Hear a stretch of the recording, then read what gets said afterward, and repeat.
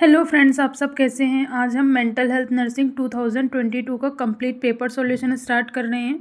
तो इसमें हमारा ये क्लास थोड़ी सी लंबी हो सकती है, तो आप इसमें लास्ट तक बने रहें और आपको फर्स्ट से लेके लास्ट क्वेश्चन तक सारे क्वेश्चनों का आपको सॉल्यूशन आसानी से मिल जाएगा, जिसको आप अपने एग्ज़ाम में लिख कर उसकी तैयारी कर सकते हैं। तो चलिए हम स्टार्ट करते हैं, जिसमें हमारा फर्स्ट क्वेश्चन रहने वाला है डिफाइन मेंटल हेल्थ नर्सिंग। हमें यहाँ पे मेंटल हेल्थ नर्सिंग की डेफिनेशन बतानी है।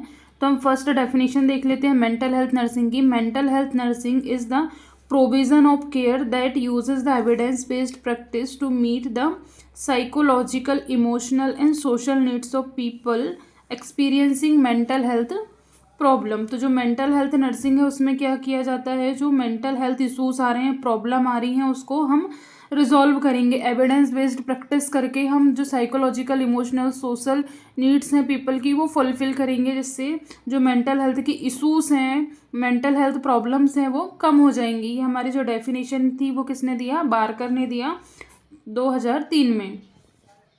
फिर हमारी नेक्स्ट डेफिनेशन आ जाती है मेंटल हेल्थ नर्सिंग की। Mental health nursing refers to an interpersonal process that promotes and maintain behavior that contribute to maximum functioning in patient with behavioral disorder। जो मेंटल हेल्थ नर्सिंग है वो क्या है, एक इंटरपर्सनल प्रोसेस है जिसमें हम क्या मेंटेन करते हैं, प्रमोट करते हैं और मेंटेन करते हैं किसको, बिहेवियर को, और जितना भी मैक्सिमम फंक्शनिंग होती है उसको पेशेंट की, वो हम क्या करते हैं, बिहेवियर डिसऑर्डर्स और जितने भी मेंटल हेल्थ इश्यूज हैं उसको हम कंट्रोल करके प्रमोट करते हैं मेंटल हेल्थ को। अब हमारा नेक्स्ट क्वेश्चन है फर्स्ट का B, explain the concept of normal and abnormal behaviour. हमें यहाँ पे नॉर्मल और एबनॉर्मल बिहेवियर का कॉन्सेप्ट बताना। ये क्वेश्चन हमारा 8 मार्क्स में पूछा गया है। पहले तो हम देख लेते हैं कि नॉर्मल बिहेवियर होता क्या है। Normal behaviour refers to the action, thoughts, emotions that are socially acceptable, appropriate to situation and help a person adapt well to society। तो जो नॉर्मल बिहेवियर होता है वो क्या होता है, सोशली एक्सेप्टेबल बिहेवियर होता है, सिचुएशन के अकॉर्डिंग जो बिहेवियर शो करते हैं पर्सन, सिचुएशन के अकॉर्डिंग अप्रोप्रिएट बिहेवियर होता है, वो क्या होता है, हमारा नॉर्मल बिहेवियर होता है। अब हम नॉर्मल बिहेवियर के कैरेक्टरिस्टिक देख लेते हैं कि क्या क्या कैरेक्टरिस्टिक होते हैं नॉर्मल बिहेवियर के। तो हमारा फर्स्ट पॉइंट आ जाता है person adjust well to society and cultural norms. जो पर्सन होता है जो नॉर्मल बिहेवियर शो करेगा, वो पर्सन क्या करेगा, सोशली एक्सेप्टेबल बिहेवियर करेगा, सोशली एडजस्ट हो जाएगा सोसाइटीज़ में, कल्चरल नॉर्म्स को फॉलो करेगा। फिर नेक्स्ट पॉइंट आ जाता है सोस emotional stability and self control. उसमें क्या रहेगा, इमोशनल स्टेबिलिटी रहेगी, सिचुएशन के अकॉर्डिंग अपना बिहेवियर शो करेगा, सेल्फ कंट्रोल उसमें रहेगा। नेक्स्ट हमारा पॉइंट रहेगा can think logical and make realistic decision. तो वो लॉजिकल और रियलिस्टिक थिंकिंग यहाँ पे करेगा और रियलिस्टिक यहाँ पे डिसीजन लेगा। नेक्स्ट हमारा पॉइंट आ जाता है maintain good relationship with other.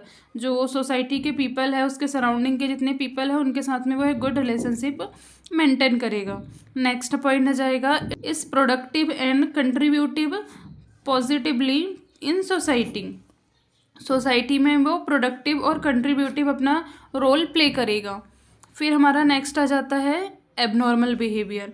अब एबनॉर्मल बिहेवियर क्या होता है, abnormal behaviour means action, thoughts and emotion that deviates from social norms and interfere with daily functioning or well being. तो जो एबनॉर्मल बिहेवियर है वो क्या होता है, सिचुएशन के अकॉर्डिंग पर्सन अपना बिहेवियर शो नहीं करता है, सिचुएशन के अकॉर्डिंग वो ढलता नहीं है, अप्रोप्रिएट और सोशली एक्सेप्टेबल सिचुएशन के अकॉर्डिंग वो सोशली एक्सेप्टेबल बिहेवियर शो नहीं करेगा। उसका जो बिहेवियर रहेगा वो क्या हो जाता है, डेविएट हो जाएगा।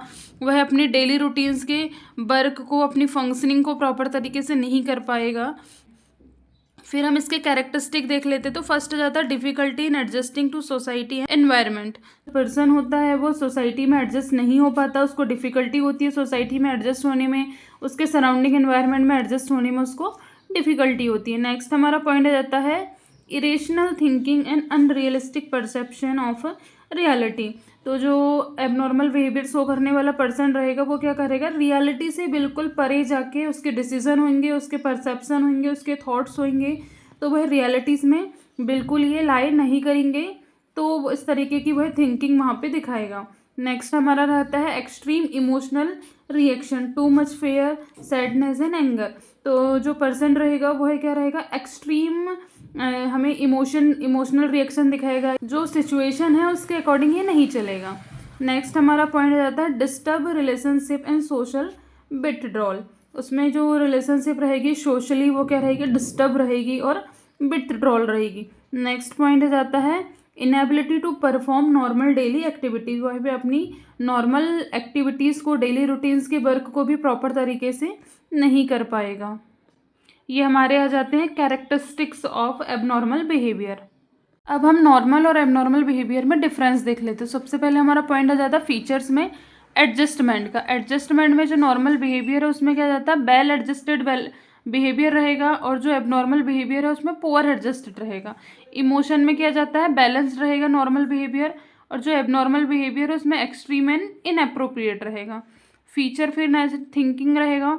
थिंकिंग जो नॉर्मल बिहेवियर वाले पर्सन होगा उसमें लॉजिकल और रियलिस्टिक थिंकिंग रहेगी। एबनॉर्मल बिहेवियर वाले पर्सन में इलॉजिकल और डिस्टॉर्टेड थिंकिंग रहेगी। नेक्स्ट पॉइंट में जाता है सोशल नॉर्म्स। इसमें ये सोशल नॉर्म्स को फॉलो करेगा नॉर्मल बिहेवियर, और जो एबनॉर्मल बिहेवियर है वो सोशल नॉर्म्स को फॉलो नहीं करेगा, उसमें डेविएट रहेगा। नेक्स्ट रहेगा फंक्शनिंग। फंक्शनिंग में जो नॉर्मल बिहेवियर है उसमें प्रोडक्टिव रहेगी फंक्शनिंग, और जो एबनॉर्मल बिहेवियर है उसमें इम्पेयर्ड रहेगी। अब हमारा नेक्स्ट क्वेश्चन है सेकंड का ए, डिफाइन थेराप्यूटिक कम्युनिकेशन। यहाँ पे हमें थेराप्यूटिक कम्युनिकेशन को डिफाइन करना है। तो जो थेराप्यूटिक कम्युनिकेशन होता है उसको हम देख लेते हैं। Therapeutic communication is an the interaction that focus on the needs, problem and feelings of the patient and encourage the expression of thoughts and feelings. तो जो थेराप्यूटिक कम्युनिकेशन होता है वो क्या होती है कि गोल ओरिएंटेड कम्युनिकेशन होती है, जिसमें हम फोकस करते हैं कि जो पेशेंट को प्रॉब्लम्स हो रही हैं, जो पेशेंट की इलनेसेस हैं, उसको हम ट्रीट करने के लिए किस तरीके की कम्युनिकेशन करें जिससे वो हमारी एक तो थेराप्यूटिक कम्युनिकेशन रहे, जिसमें हम उसकी जो पेशेंट की नीड्स हैं उसको हम फुलफ़िल कर सकें। तो उसमें हमारी जो नीड्स रहेंगी, पेशेंट की प्रॉब्लम्स रहेंगी, फीलिंग्स रहेंगी, ये सब उसमें क्या जाती हैं, थॉट्स रहेंगे। तो इन सब चीज़ों को हमें थेराप्यूटिक कम्युनिकेशन हमें करना है, हेल्पफुल कम्युनिकेशन करना है, जिससे हम जो थॉट्स और फीलिंग्स हैं वो पेशेंट हमें एक्सप्रेस कर पाए कि उसको प्रॉब्लम एक्चुअल में हो क्या रही है। जो हमारी डेफिनेशन है वो किसने दी, अकॉर्डिंग टू टाउनसेंड ने दी है 2014 में। फिर हमारी नेक्स्ट डेफिनेशन आ जाती है therapeutic communication is the professional plan and goal directed from communication use to create the healing relationship with patient. Therapeutic communication क्या है, एक प्रोफेशनल कम्युनिकेशन है, प्लान्ड कम्युनिकेशन है, गोल ओरिएंटेड कम्युनिकेशन है, जिसमें कम्युनिकेशन करके हम पेशेंट से हीलिंग रिलेशनशिप यहाँ पे क्रिएट कर सकते हैं। ये हमारी जो डेफिनेशन है वो किसने दी, अकॉर्डिंग टू हेल्टर ने दी, 2018 में ये डेफिनेशन दी है। अब हमारा नेक्स्ट क्वेश्चन आ जाता है सेकंड का B, describe the phases of therapeutic communication. हमें यहाँ पे थेराप्यूटिक कम्युनिकेशन की फेजेस बताने हैं। ये क्वेश्चन हमारा 5 मार्क्स का पूछा गया है। तो जो थेराप्यूटिक कम्युनिकेशन होते हैं उसकी मेनली 4 फेजेस होती हैं, जिसमें फर्स्ट हमारी फेज आ जाती है प्री इंट्रैक्शन फेज, सेकंड आ जाती है इंट्रोडक्टरी फेज, इसको ही हम क्या बोलते हैं, ओरिएंटेशन फेज बोलते हैं, थर्ड हमारी होती है वर्किंग फेज, और फोर्थ होती है हमारी टर्मिनेशन फेज। तो हम ये चारों फेजेस को एक एक करके समझ लेते हैं। तो हम इसमें हमारी फर्स्ट फेज आ जाती है pre interaction phase. This phase occurs before the nurse meet the patient. The nurse prepare herself mentally and gather all available information about the patient to plan for first meeting. तो जो pre interaction phase होती है इसमें क्या होती है, pre मतलब पहले, इंट्रैक्शन मतलब मिलने से पहले। जो नर्स होती है वह पेशेंट से मिलने से पहले सारी चीज़ों को अपने आप को क्या करती है, मेंटली और सारी इन्फॉर्मेशन को अवेलेबल करके खुद को प्रिपेयर करके रखती है, पेशेंट से मिलने से पहले सारी इन्फॉर्मेशन को गैदर करके रखती है। तो ये हमारा आ जाता है प्री इंट्रैक्शन फेज में। इसमें क्या जाता है, nurses talks in pre interaction phase क्या क्या करेगी, एक्सप्लोर ओन फीलिंग को एक्सप्लोर करेगी, फैंटेसाइज एंड फियर्स, फिर आ जाता है analyse own professional strength and limitation. Next आ जाता है gather data about patient whenever possible. Next point आ जाता है हमारा plan for first meeting with patient. ये सारी चीज़ों को जो नर्स है वो क्या करके रखेगी, पहले से ही प्रिपेयर करके रखेगी पेशेंट से मिलने से पहले। फिर हमारी नेक्स्ट फेज आ जाती है इंट्रोडक्टरी एंड ओरिएंटेशन फेज, इसमें क्या होता है, this is the first meeting between the nurse and patient, the nurse introduce her self explain.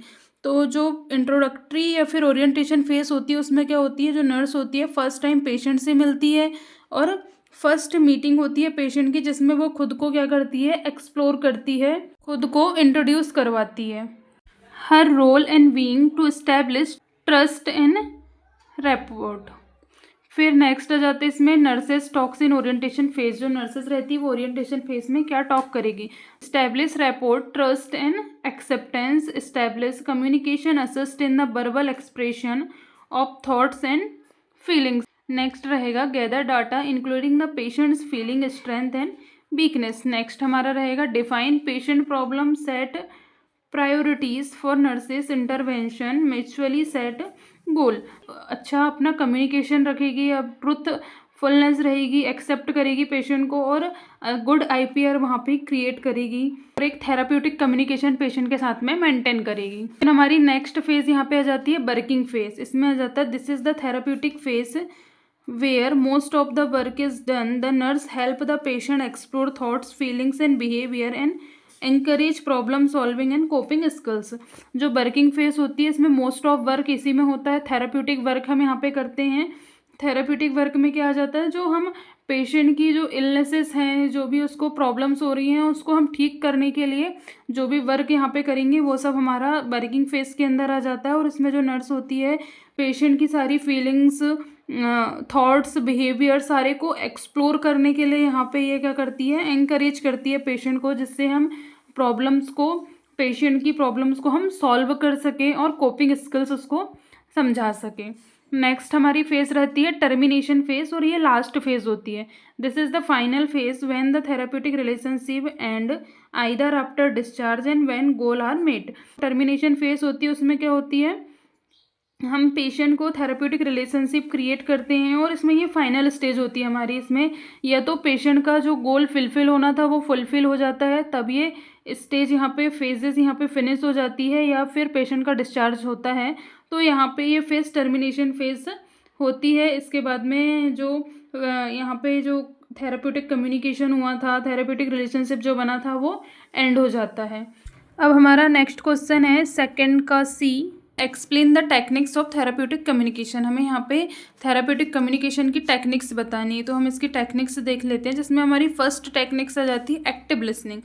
It is an the active process of receiving information response on the part of the nurses such as the maintaining eye to eye contact, nodding, gesturing and other forms of recepting non-verbal communication convey to the patient that he is being listened to the understood। तो जो active listening होती है उसमें क्या करती है, जो nurse होती है वो एक्टिव तरीके से जो पेशेंट हमें इन्फॉर्मेशन दे रहा है वो सबको हमें क्या करना है, रिसीव करना है, सुनना है। या तो वह आई टू आई कॉन्टैक्ट करके सुन सकती है या फिर गेस्चर उस तरीके से दिखाई कि जो पेशेंट है हम उसकी बातों को सुन रहे हैं। फिर नेक्स्ट हमारा टेक्निक्स में आ जाता है ब्रॉड ओपनिंग। ब्रॉड ओपनिंग में क्या आ जाता है, encourage the patient to select topic for discuss. हमें पेशेंट के साथ में क्या करना है, टॉपिक को सेलेक्ट करना है, फिर उस चीज़ में हमें डिस्कस करना है और पेशेंट को एंकरेज करना कि वह किस टॉपिक के ऊपर कम्युनिकेशन करना चाहता है। नेक्स्ट हमारा रहता है रीस्टार्टिंग। रीस्टार्टिंग में क्या रहेगा, repeat the main thoughts express by the patient. हमें पेशेंट का जो भी हमें वह बता रहा है, जो भी इन्फॉर्मेशन हमें दे रहा है, थॉट्स बता रहा है, एक्सप्रेस कर रहा है, उसको हमें क्या करना है, मेन थॉट्स को हमें रिपीट करना है, जिससे पेशेंट को लगेगा कि हम उसकी चीज़ों को लिसन कर रहे हैं, सुन रहे हैं। नेक्स्ट हमारा पॉइंट आ जाता है क्लैरिफिकेशन। इसमें आ जाता है attempting to put vague ideas or unclear thoughts of the patient into words to enhance to nurse's understanding and asking the patient to explain what he means. हमें पेशेंट के सारे जो थॉट्स हैं, वर्ड्स हैं, उसको हमें क्लैरिफिकेशन करना है, क्लैरिफाई करना है और नर्सेस को उनके जो थॉट्स हैं उसको क्या करना है, अंडरस्टैंड करना है। नेक्स्ट हमारा पॉइंट आ जाता है रिफ्लेक्शन। इसमें क्या आ जाता है, directing back the patient's idea, feelings, questioning and contents. Next हमारा पॉइंट आ जाता है humour, the discharge of energy through comic enjoyment of the imperfect. फिर नेक्स्ट पॉइंट आ जाता है informing, the skill of information giving. फिर नेक्स्ट हमारा पॉइंट आ जाता है focusing, question or statement that help the patient expand on the topic of importance. ये सब हमारे पॉइंट्स किसके हैं, टेक्निक्स ऑफ थेराप्यूटिक कम्युनिकेशन के पॉइंट्स चल रहे हैं। फिर नेक्स्ट हमारा आ जाता है शेयरिंग परसेप्शन, इसमें आ जाता है asking the patient to verify the nurse understanding of what the patient is thinking and feeling. फिर नेक्स्ट पॉइंट आ जाता है थीम आइडेंटिफिकेशन, इसमें क्या करना है, आइडेंटिफिकेशन करना, अंडरलाइंग इशूज़ को, प्रॉब्लम्स को आइडेंटिफाई करना है, और जो पेशेंट हमें कह रहा है उसको हमें रिपीटेडली उससे बात करनी है, उसके थॉट्स को हमें रिपीट करना है, जिससे पेशेंट को ऐसा लगे कि हम उसकी बातों को ध्यान से सुन रहे हैं, और इससे हमारा क्या होगा, नर्स पेशेंट रिलेशनशिप अच्छा बनेगा। नेक्स्ट हमारा पॉइंट आ जाता है साइलेंस, साइलेंस में आ जाता है lack of verbal communication of therapeutic reason. Next रहेगा सजेस्टिंग, सजेस्टिंग में आ जाता है presentation of alternative ideas for the patient considering relationship to the problem solving. हमें पेशेंट को क्या करना है, अल्टरनेटिव आइडियाज़ को उसको बताना है, जिससे वह अपनी प्रॉब्लम को सॉल्व करने में हेल्प कर सके। अब हमारा नेक्स्ट क्वेश्चन है थर्ड का ए, डिफाइन सीजोफेनिया। ये क्वेश्चन हमने MPMSU 2020 में पढ़ा था, क्वेश्चन नंबर 4 का ये, तो मैं आपको इसके लिंक डिस्क्रिप्शन बॉक्स में दे दूंगी, आप वहाँ से इसको पढ़ लें। फिर हमारा नेक्स्ट क्वेश्चन है डिस्क्राइब द टाइप्स ऑफ स्कीजोफेनिया। ये क्वेश्चन भी हमने MPMSU 2020 में पढ़ा था, क्वेश्चन नंबर 4 का भी, तो मैं आपको इसके लिंक भी डिस्क्रिप्शन बॉक्स में दे दूंगी, आप वहाँ से इसको पढ़ लें। फिर हमारा नेक्स्ट क्वेश्चन है राइट नर्सिंग मैनेजमेंट ऑन सीजोफेनिया, सीजोफेनिया में हमें नर्सिंग मैनेजमेंट लिखना है। ये क्वेश्चन हमने MPMSU 2020 में पढ़ा हुआ था, क्वेश्चन नंबर 4 का C, तो मैं आपको इसकी लिंक भी डिस्क्रिप्शन बॉक्स में दे दूंगी, आप वहाँ से इसको पढ़ लें। फिर हमारा आज का नेक्स्ट क्वेश्चन आ जाता है mister x was admitted in mental hospital with symptoms of unreasonable thoughts, fair and repetitive behaviour. जो मिस्टर एक्स है वो मेंटल हॉस्पिटल में क्या है, यहाँ पे एडमिट हुआ है, और उसके सिम्टम्स क्या हैं, अनरीजनेबल थॉट्स उसको आ रहे हैं, फेयर्स और रिपीटेटिव बिहेवियर वो शो कर रहा है। तो हमारा इसका पहला क्वेश्चन बनने वाला है what is the diagnosis of mister x. हमें यहाँ पे मिस्टर एक्स की डायग्नोसिस बतानी है। तो इसमें अनरीजनेबल थॉट्स, फेयर्स और जो रिपीटेटिव बिहेवियर होता है वो किस में होता है, OCD के सिम्टम्स है, ऑब्सेसिव कंपल्सिव डिसऑर्डर के ये सिम्टम्स हैं।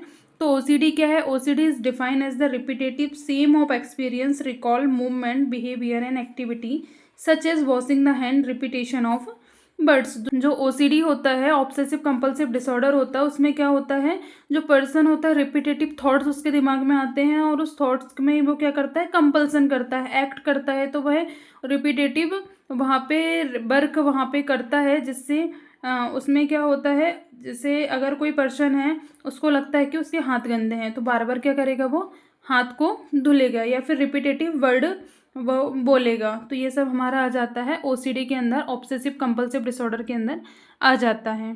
फिर हमारा नेक्स्ट क्वेश्चन रहने वाला है draw the nursing care plan for mister x. तो OCD का हमें यहाँ पे नर्सिंग केयर प्लान बनाना रहेगा। तो OCD का नर्सिंग केयर प्लान हमने MPMSU 2020 में क्वेश्चन नंबर 3 का C हमने इसको बनाया है, सॉल्व किया है, तो मैं आपको इसके लिंक डिस्क्रिप्शन बॉक्स में दे दूँगी, आप वहाँ से इसको बना लें, पढ़ लें और अच्छे से समझ लें। ये क्वेश्चन हमारा जो एग्ज़ाम के बेस्ड में ये क्वेश्चन इंपॉर्टेंट क्वेश्चन बनता है OCD का। अब हमारा नेक्स्ट क्वेश्चन है question number 5 right short notes, जिसमें हमारा पहला क्वेश्चन रहने वाला है इलेक्ट्रोकन्वल्सिव थेरेपी। ये क्वेश्चन हमने MPMSU 2020 में क्वेश्चन नंबर 5 का E पढ़ा है, तो मैं आपको इसके लिंक डिस्क्रिप्शन बॉक्स में दे दूंगी, आप वहाँ से इसको पढ़ लें। फिर हमारा नेक्स्ट क्वेश्चन रहने वाला है 5 का B मेंटल स्टेटस एग्जामिनेशन। ये क्वेश्चन हमने MPMSU 2020 में इसको पढ़ा है, क्वेश्चन नंबर 5 का ये B क्वेश्चन था, मैं आपको इसके लिंक डिस्क्रिप्शन बॉक्स में दे दूंगी, आप वहाँ से इसको पढ़ लेना। फिर हमारा आज का नेक्स्ट क्वेश्चन बनता है फॉरेंसिक साइकेट्रिक। तो हम देख लेते हैं कि फॉरेंसिक साइकेट्रिक होती क्या है। Forensic psychiatric is the branch of medicine that deal with the disorders of mind and their relation to legal principle, the basic forensic psychiatric includes. तो जो फॉरेंसिक साइकेट्रिक होती है वो मेडिसिन की एक ब्रांच होती है, जिसमें हम क्या करते हैं, माइंड से रिलेटेड इशूज़ को, और ये किस चीज़ में बेस्ड होती है, लीगल प्रिंसिपल पे ये बेस्ड होती हैं। और जो फॉरेंसिक साइकेट्रिक है उसमें क्या क्या इंक्लूड होते हैं, क्राइम और साइकेट्रिक डिसऑर्डर्स आते हैं, क्रिमिनल रिस्पॉन्सिबिलिटीज़ आती हैं, और सिविल रिस्पॉन्सिबिलिटीज़ आती हैं। कि नेक्स्ट पॉइंट में जाता है law relating to psychiatric disorders आता है, लॉ जो लॉ वगैरह होते हैं उससे रिलेटिंग साइकेट्रिक डिसऑर्डर्स आता है। एडमिशन प्रोसीजर होता है पेशेंट का इन साइकेट्रिक हॉस्पिटल के। फिर नेक्स्ट आ जाता है civil rights of mentally ill patient का सिविल राइट्स होता है। फिर साइकेट्रिस्ट एंड द कोर्ट, ये सब किस में आ जाते हैं, फॉरेंसिक साइकेट्रिक में ही आ जाते हैं। फिर हम इसके ऑब्जेक्टिव देख लेते हैं कि फॉरेंसिक साइकेट्रिक के क्या ऑब्जेक्टिव होते हैं। फर्स्ट होता है to assess the mental condition of जो ऑफेंडर्स होते हैं उसकी मेंटल कंडीशन को असेस करना होता है। नेक्स्ट ऑब्जेक्टिव क्या होता है, to determine criminal responsibility in cases involve mental illness. जो क्रिमिनल की रिस्पॉन्सिबिलिटीज़ है हमें क्या करना है, क्रिमिनल रिस्पॉन्सिबिलिटीज़ को डिटरमाइन करना कि किस तरीके से वह वर्क करते हैं। हमारा नेक्स्ट पॉइंट आ जाता है to provide treatment and rehabilitation to mentally ill offenders. जो मेंटली इल पेशेंट है उसको हमें क्या करना है, ट्रीटमेंट और रिहेबिलिटेशन हमें प्रोवाइड करना है। नेक्स्ट हमारा पॉइंट आ जाता है to give expert psychiatric evidence in court. Next point आ जाता है to promote mental health awareness in the legal system. में मेंटल हेल्थ अवेयरनेस प्रोवाइड करना है लीगल सिस्टम में। फिर हमारा नेक्स्ट पॉइंट रहता है फंक्शन ऑफ फॉरेंसिक साइकेट्रिक। हमें फॉरेंसिक साइकेट्रिक का फंक्शन बताना है। तो फर्स्ट हमारा फंक्शन क्या जाता है, असेसमेंट ऑफ क्रिमिनल रिस्पॉन्सिबिलिटी। हमें क्रिमिनल रिस्पॉन्सिबिलिटी को असेस करना है। Whether a person was mentally sound during the crimes. Example में क्या जाता है, इंसेनिटी डिफेंस। तो जो क्या करना है, हमें क्रिमिनल रिस्पॉन्सिबिलिटी को हमें असेस करना है। नेक्स्ट हमारा पॉइंट आ जाता है कॉम्पिटेंसी इवोल्यूशन। कॉम्पिटेंसी इवोल्यूशन में क्या जाता है, whether a person is fit to stand trial or testify in court. अब हमारा नेक्स्ट पॉइंट आ जाता है रिस्क असेसमेंट। रिस्क असेसमेंट में क्या जाता है, to predict the likelihood of future violence and criminal behaviour. हमें फ्यूचर का जो प्रिडिक्ट करते हुए चलना है कि फ्यूचर में वायलेंस और क्रिमिनल बिहेवियर शो करता है, तो उस चीज़ को हमें, रिस्क को हमें असेस करना है। नेक्स्ट हमारा पॉइंट आ जाता है एक्सपर्ट विटनेस। एक्सपर्ट विटनेस में क्या जाता है, psychiatrist may appear in court to provide opinion and mental health issues. अगर कोई मेंटल हेल्थ इशूज है में जो साइकेट्रिक हैं वो क्या करते हैं, अपना ओपिनियन देते हैं कोर्ट में। फिर नेक्स्ट पॉइंट में आ जाता है फंक्शन में रिहेबिलिटेशन। इसमें आ जाता है हेल्पिंग मेंटली इल ऑफेंडर्स री इंटीग्रेट इनटू सोसाइटी। ये हमारे फंक्शन हो गए। अब हम देख लेते हैं जो फॉरेंसिक साइकेट्रिक है उसमें की सेटिंग क्या है। इसमें जाता है प्राइजन होते हैं और जेल होते हैं। फिर फॉरेंसिक साइकेट्रिक हॉस्पिटल्स होते हैं, कोर्ट रूम्स होते हैं जिसमें एस एक्सपर्ट विटनेसेस होते हैं। फिर नेक्स्ट रहता है कम्युनिटी फॉरेंसिक सर्विस। तो ये सब साइकेट्रिक फॉरेंसिक साइकेट्रिक की सेटिंग्स है जहाँ जहाँ हम जो ऑफेंडर्स होते हैं उनको रख सकते हैं। नेक्स्ट हम इसके रोल्स देख लेते हैं कि क्या क्या नर्सेस के रोल्स होते हैं इन फॉरेंसिक साइकेट्रिक में। तो हमारा फर्स्ट पॉइंट आ जाता है assess mental status and risk of violence. हमें मेंटल स्टेटस को, जो ऑफेंडर्स होते हैं उनके मेंटल स्टेटस को हमें असेस करना है और रिस्क को, हमें वायलेंस के रिस्क को हमें असेस करना है। नेक्स्ट रहता है provide therapeutic communication and supports. जो ऑफेंडर्स हैं उनके साथ में हमें थेराप्यूटिक कम्युनिकेशन करना है और उनको मेंटली इल पर्सन को हमें क्या करना है, सपोर्ट प्रोवाइड करना। नेक्स्ट रहेगा हमारा administer medicine in assist in rehabilitation. हमें मेडिसिन प्रोवाइड करनी है, जो प्रिस्क्राइब की गई है वो हमें मेडिसिन प्रोवाइड करनी है और रिहेबिलिटेशन पेशेंट को हमें असिस्ट करना है। नेक्स्ट हमारा पॉइंट रहता है maintain legal records and confidentiality. हमें पेशेंट का जो भी हमने रिपोर्ट्स है, लीगल रिकॉर्ड्स है, वो सब हमें रिपोर्टिंग और रिकॉर्डिंग उसकी करनी है और कॉन्फिडेंशियलिटी बना के रखनी है। मतलब जो हमें पेशेंट की इन्फॉर्मेशन हमारे पास में है, हमें उसको किसी और के साथ में हमें शेयर नहीं करना है।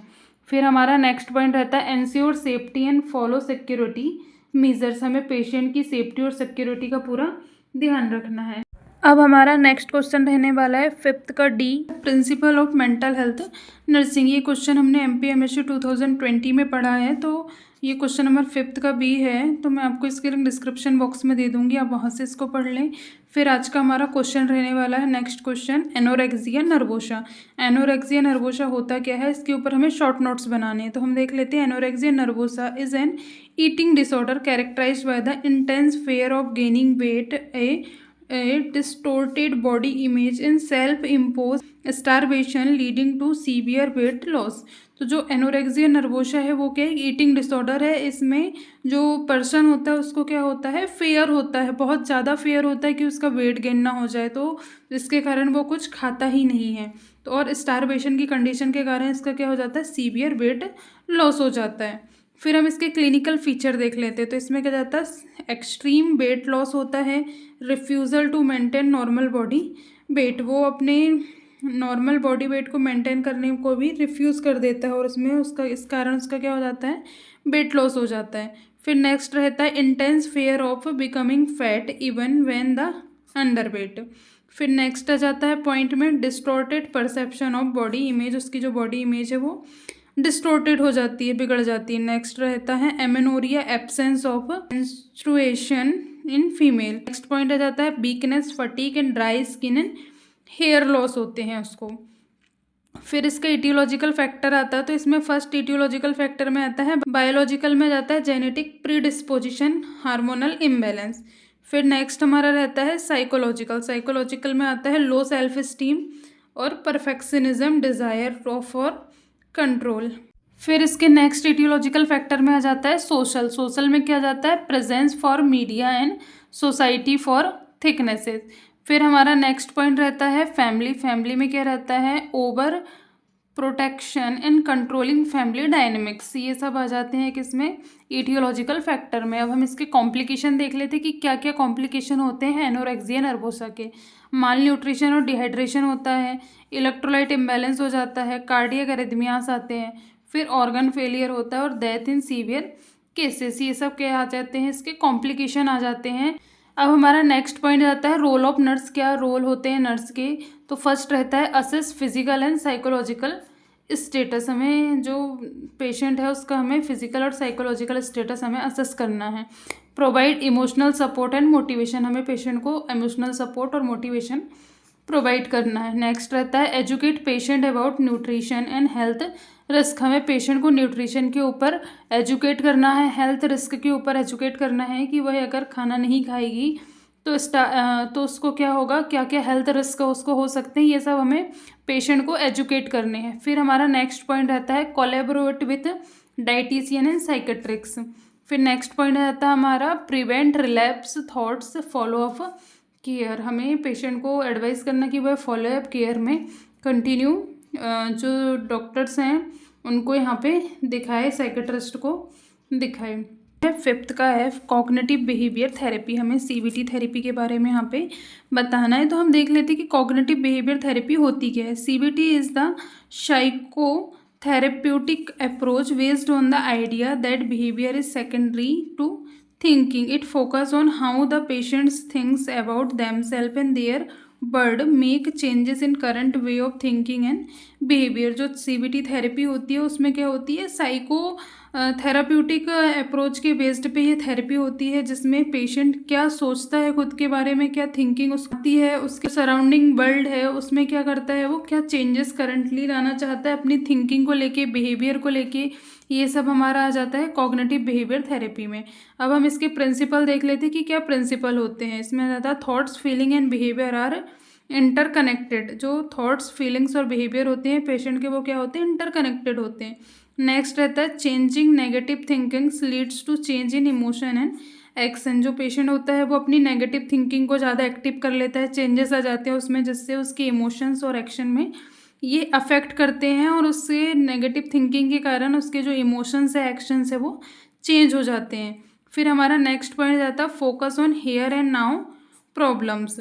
फिर हमारा नेक्स्ट पॉइंट इसमें जाता है collaborative relationship between nurse and patient, हमें पेशेंट और नर्स के बीच में कोलैबोरेटिव रिलेशनशिप यहाँ पे क्रिएट करना है। फिर आ जाता है structure and time limit therapy. हम इसके गोल देख लेते हैं कि क्या गोल होते हैं सीबीटी थेरेपी के। To identify and challenges irrational and distorted thoughts. फिर नेक्स्ट पॉइंट आ जाता है to develop healthier way of thinking and behaviour to reduce symptoms of anxiety and depression और अदर मेंटल इलनेसेस। फिर next है to improve coping skills and emotional control. तो जो CBT therapy होती है उसमें क्या होता है, जो डिस्टॉर्टेड थॉट्स होते हैं उसको हमें क्या करना है, ठीक करना है, उसको आइडेंटिफाई करना है और उसमें हेल्प करना कि हम किस तरीके से उनको हम अप्रोप्रिएट कर सकते हैं, जो थिंकिंग है पेशेंट की, उसको हम हेल्दियर वे में लेके आना है। मतलब अगर वो नेगेटिव सोच रहा है तो हम उसको क्या करना है, हेल्दियर वे में लेके आना है। उसके जो एंजाइटी डिप्रेशन वाले थॉट्स हैं उसको हमें क्या करना है, रिड्यूस करना है उस सिम्टम्स को, और उसको कोपिंग स्किल के बारे में हमें बताना है। उसकी जो कोपिंग स्किल्स है उसको इम्प्रूव करना है, इमोशनल कंट्रोल पेशेंट के अंदर हमें लाना है। ये सीबीटी थेरेपी के मेन गोल होते हैं। नेक्स्ट पॉइंट आ जाता है to promote long term self management and relapse prevention. हमें सेल्फ मैनेजमेंट के बारे में हमें जो पेशेंट है उसको प्रमोट करना है। नेक्स्ट हम इसकी टेक्निक्स देख लेते हैं, टेक्निक्स कौन कौन सी यूज़ की जाती है। फर्स्ट रहती है कॉग्निटिव रिस्ट्रक्टिंग, ये एक टेक्निक्स है जिसको हमें यूज़ करना होता है। इसमें क्या रहता है, relapsing negative thoughts with realistic one. हमें नेगेटिव थॉट्स को रिप्लेस करना है किसके द्वारा, रियलिस्टिक वन के द्वारा। हमें यहाँ पे मतलब रियल चीज़ के द्वारा हमें जो नेगेटिव चीज़ है उसको हमें रिप्लेस करना है। नेक्स्ट हमारा रहता है बिहेवियरल एक्टिवेशन। इसमें क्या होता है, encourage positive and rewarding activities. ये बिहेवियरल एक्टिवेशन में क्या होता है, रिवॉर्डिंग एक्टिविटी होती है। अगर कोई अच्छा काम करता है, गुड काम करता है, तो उसके लिए हमें रिवॉर्ड्स देने होते हैं। फिर नेक्स्ट रहता है एक्सपोजर थेरेपी। इसमें क्या रहेगी, facing fair gradually in the safe settings. Next हमारा पॉइंट में जाता है रिलैक्सेशन ट्रेनिंग। इसमें डीप ब्रीथिंग एक्सरसाइज आ जाती है, माइंडफुलनेस एंड मसल रिलैक्सेशन आ जाती है। फिर हम रोल ऑफ नर्स देख लेते हैं कि क्या क्या रोल्स होते हैं नर्स की सीबीटी थेरेपी में। तो फर्स्ट रहता है assessment, identify patient negative thoughts emotions and behaviour. हमें पेशेंट के नेगेटिव थॉट्स को, इमोशंस को और बिहेवियर को हमें असेस करने हैं। नेक्स्ट पॉइंट रहता है एजुकेशन। हमें एक्सप्लेन करना है पेशेंट को सीबीटी थेरेपी के बारे में, इसके प्रिंसिपल, इसके बेनिफिट्स, ये सब हमें पेशेंट को बताना है। फिर नेक्स्ट पॉइंट में जाता है सपोर्ट। सपोर्ट में क्या जाता है, encourage patient participation and maintain motivation. फिर हमारा नेक्स्ट पॉइंट रहता है स्किल ट्रेनिंग। इसमें रहता है teach coping, problem solving and relaxation techniques. तो हमें पेशेंट को क्या करना है, रिलैक्सेशन टेक्निक्स को हमें बताना है, और प्रॉब्लम सॉल्विंग हमें जो रिलैक्सेशन टेक्निक्स हैं वो सब हमें पेशेंट को टीच करना है, जिससे वह आसानी से कोप अप कर सके। यहाँ पे हमारा 2022 का mental health nursing complete paper solution finish हो जाता है। अगर आपको इससे रिलेटेड किसी प्रकार का डाउट है तो आप कमेंट्स बॉक्स में कमेंट्स कर सकते हैं, और अगर आपको पीडीएफ चाहिए किसी भी सब्जेक्ट का पेपर सॉल्यूशन का, किसी भी ईयर के पेपर सॉल्यूशन का, तो आप उसके लिए भी कमेंट्स बॉक्स में कमेंट्स कर सकते हैं। और अगर आपको इससे रिलेटेड किसी प्रकार का डाउट है तो उसके लिए ज़रूर से कमेंट्स करें। और अगर आप चाहें तो अपने फ्रेंड्स लोगों की भी ये शेयर कर सकते हैं क्लासेस, जिससे वो भी अपने एग्ज़ाम में अच्छे मार्क्स को गेन कर सके और प्रीवियस ईयर के जो पेपर सॉल्यूशन है उसको आसानी से उनका सॉल्यूशन मिल जाए उनको, और उनकी स्टडी में आपके साथ साथ वो भी एग्ज़ाम को क्लियर कर पाएँ अच्छे तरीके से, अच्छे नंबरों से क्लियर कर पाएँ। Thank you for watching this video.